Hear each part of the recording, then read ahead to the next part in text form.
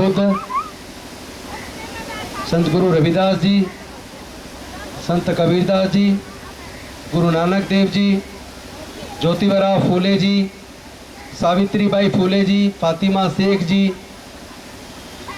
साहू जी महाराज, नारायणा गुरु जी, पेरियार रामास्वामी नायकर जी, हम डॉक्टर बाबा साहेब अम्बेडकर एवं मान्यवर कांसीराम साहब सहित तमाम समाज के महापुरुषों के चरणों में कोटि कोटि नमन करते हुए आदरणीय भिक्खु संघ, भारतीय बौद्ध महासभा के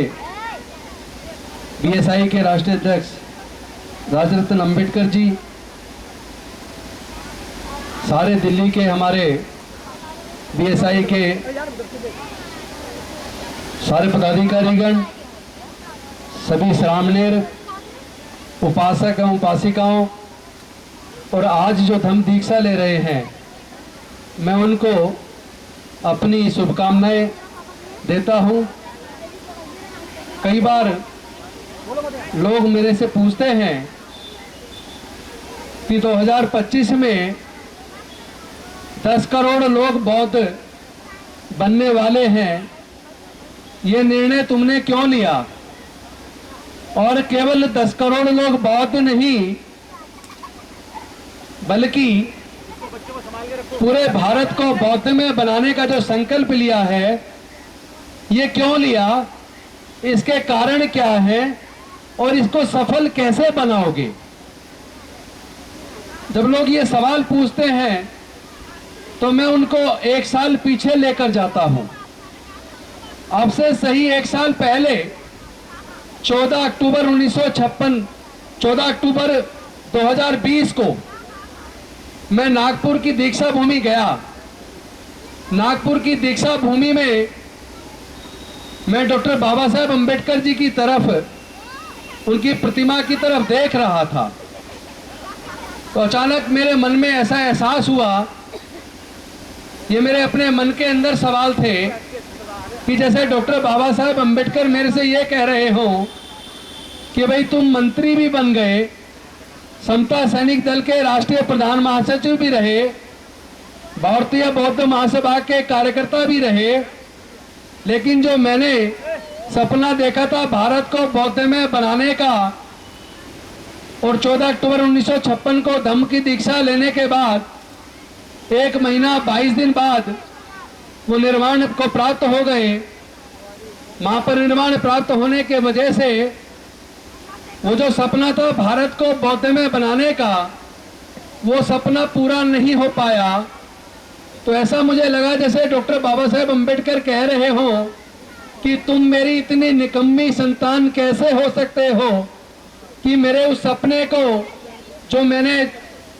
अपने पूरे इस बहुजन समाज को 3500 साल की गुलामी को तोड़ने के लिए अपना पूरा जीवन लगाया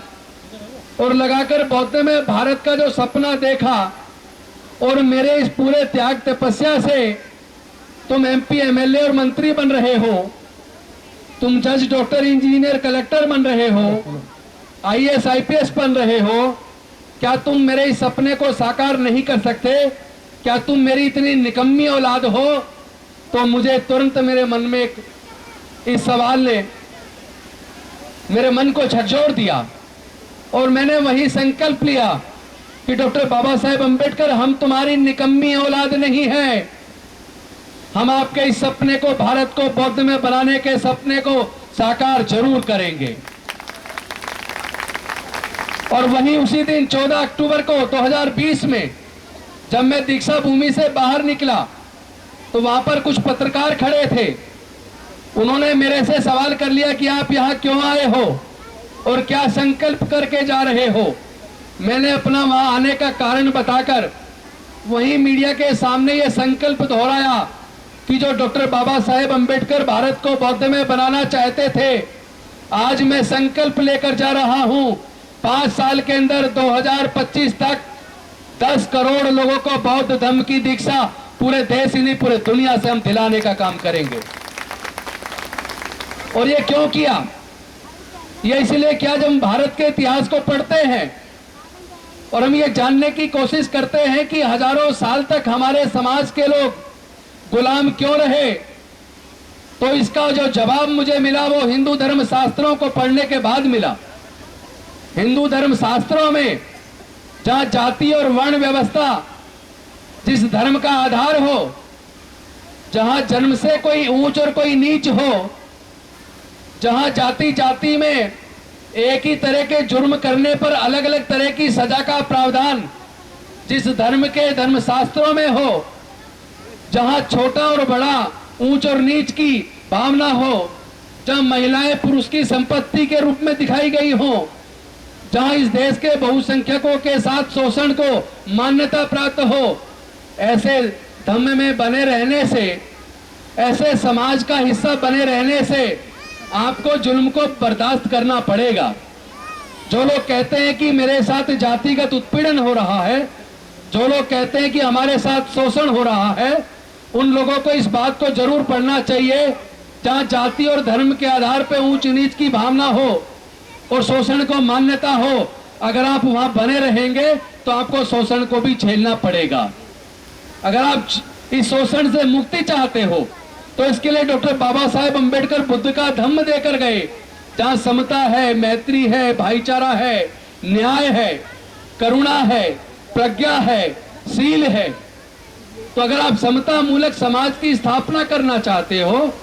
अगर आप एक ऐसे समाज का निर्माण करना चाहते हो जहां जन्म और जाति के नाम पर उत्पीड़न ना हो, तो आपको जाति और वर्ण के आधार पर बनी हुई व्यवस्था को त्याग देना पड़ेगा और आपको एक ऐसी व्यवस्था को स्वीकार करना पड़ेगा जहां सबके लिए प्यार है, दया है, ममता है, करुणा है, समता, मैत्री, भाईचारा है, सबके कल्याण की भावना है, सबको साथ लेकर चलने की भावना है। और ये केवल दुनिया के अंदर बुद्ध के धम्म में है, किसी दूसरे धर्म में नहीं है। तो हमने अभी पिछले दिनों दिल्ली के अंदर अपने मिशन जय भीम के माध्यम से सबका सहयोग लेकर वहां पर एक 6000 गज जमीन खरीदी, जिसमें विपස්සना केंद्र और अपने बुजुर्गों की सांस्कृतिक विरासत को बढ़ाने का काम शुरू किया जाएगा। और अभी एक धम्म रथ मिशन जय भीम ने टाटा 711 की चेसिस खरीद के धम्म रथ बनवा लिया और वो बनके दिल्ली आ गया है। उसका विनायल का काम चल रहा है और 1 नवंबर से वो धम्म रथ पूरे देश के अंदर लगातार 4 साल तक एक एक राज्य में, एक एक गांव में पहुंचेगा और 2025 तक 10 करोड़ लोग भारत के बौद्ध बनेंगे। ये संकल्प हमने, राजरतन जी ने और हमारे तमाम समाज के साथियों ने, सारी संस्थाओं ने मिलकर तय कर लिया है कि अब हम गुलामी स्वीकार करने के लिए तैयार नहीं है। अब दोबारा से जातिगत उत्पीड़न झेलने के लिए हम तैयार नहीं हैं। और जो लोग उस विषमतावादी व्यवस्था में बने रहना चाहते हैं वो गुलाम बने रहे, वो शोषण झेलते रहें। लेकिन जो लोग चाहते हैं कि आपके बच्चे आजाद पैदा हो, आपके बच्चे तरक्की करें, एक समता मूलक समाज बने, वो ऐसी विषमतावादी व्यवस्था को लात मारकर बुद्ध के धम्म में, समतावादी व्यवस्था में जल्दी से जल्दी आने का काम करें। और इस संकल्प के साथ पूरे देश में हम जा रहे हैं और जहां भी जा रहे हैं तमाम हमारे सामाजिक संगठन के लोग, तमाम हमारे धार्मिक संस्थाओं के लोग, सारी संस्थाएं एक राय होकर एकजुट हो चुकी हैं 2025 के मिशन 10 करोड़ के लक्ष्य के लिए। उसी की व्यवस्था के लिए हमने एक बौद्ध भिक्षुओं की पहली धम्म संगति हमने मई के अंदर की अपने निवास स्थान पर, और दूसरी धम्म संगति हमने सितंबर में इसी अंबेडकर भवन में की। अब 500 श्रामणेर बन रहे हैं इसी 22 तारीख से, 22 अक्टूबर से 31 अक्टूबर तक। हमने एक जगह बुक की है भवाना के पास दिल्ली के अंदर, चूंकि अंबेडकर भवन में जगह की कमी थी, 500 श्रामणेर के लिए व्यवस्था नहीं हो पा रही थी, तो हमने एक जगह बुक की है, एक पूरा रिजॉर्ट बुक किया है जिसमें 500 लोग श्रामणेर बनेंगे। 22 तारीख से 31 अक्टूबर तक श्रामणेर शिविर चलेगा और 31 अक्टूबर को समापन के टाइम पे वहीं से धम्म रथ की शुरुआत होगी, पूरे देश के भ्रमण करने की, भारत को बौद्ध में बनाने की। और मुझे इस बात की खुशी है कि चाहे कोई किसी भी संस्था के अंदर काम कर रहा हो, लेकिन इस बौद्धमय भारत के सपने के लिए सारी संस्थाएं, भारतीय बौद्ध महासभा, समता सैनिक दल, मिशन जय भीम और सारी अलग अलग पार्टियों में जो लोग हमारे काम कर रहे हैं, कम से कम बौद्धमय भारत के बाबा साहेब के सपने को साकार करने के लिए सब लोग एक मुट्ठी में बनकर एकजुट हो गए हैं। आज जहां भी मैं जाता हूं, या जहां भी राजरत्न अंबेडकर जाते हैं, या जहां भी हमारे बाकी संस्थाओं के लोग जाते हैं, पूरे देश के अंदर हर सभा में 2025 मिशन 10 करोड़ की चर्चा आजकल आपको सुनने को मिलेगी। और केवल भारत में ही नहीं, भारत से बाहर भी, विदेशों में भी जहां भी जाएंगे, आपको 2025 के मिशन 10 करोड़ की चर्चा आपको सुनने को मिलेगी। अंत में, चूंकि आज बहुत सारे अशोक विजयदशमी के प्रोग्राम हैं, उन प्रोग्राम में मुझे भी निकलना है, और मुझे लगता है राजरत्न जी का भी एक प्रोग्राम एक दिन में नहीं होता, उनको भी निकलना है। तो मैं अपनी वाणी को ये कहते हुए एक तो आपको आज अशोक विजयदशमी की शुभकामनाएं देता हूं, और इसके साथ साथ आपसे निवेदन करता हूं कि अगर आप अपने बच्चों को खुशहाली चाहते हो तो ध्यान रखना, हमारे जीवन में जो तरक्की आई है वो केवल शिक्षा की वजह से और सरकारी नौकरियों की वजह से आई है, लेकिन आज भारत की सारी सरकारों ने मिलकर एजुकेशन को इतना महंगा कर दिया है कि हमारे लोगों से इनडायरेक्ट तरीके से एजुकेशन को छीन लिया है। और दूसरी तरफ 4th क्लास और 3rd क्लास की नौकरियों में पूरा आउटसोर्स कर दिया, आईएएस में लेटरल एंट्री से भर्ती शुरू कर दी, देश के सारे संसाधन बेचने लगे। अब बचेगा कुछ नहीं, नौकरियां बचेंगी नहीं। अगर आप अपने बच्चों के भविष्य को सुरक्षित देखना चाहते हैं तो देश के सारे संसाधनों में अब हमें हिस्सेदारी और भागीदारी की मांग करते हुए भारत को बौद्धमय बनाने के बाबा साहेब के सपने को पूरा करना होगा। इन्हीं शब्दों के साथ मैं अपनी वाणी को विराम देता हूं। बहुत बहुत धन्यवाद। जय भीम, जय भारत, नमो बुद्धाय। राजरत्न जी, मैं माफी चाहूंगा, अभी पश्चिम बिहार में मीटिंग में बहुत पहले आ गया था, तो मैं उसे होके फिर अगले प्रोग्राम में जाऊंगा, और आप फ्री होंगे तो बात कर लेंगे, बीच में मिल लेंगे आज। धन्यवाद। धन्यवाद। हमारे बीच में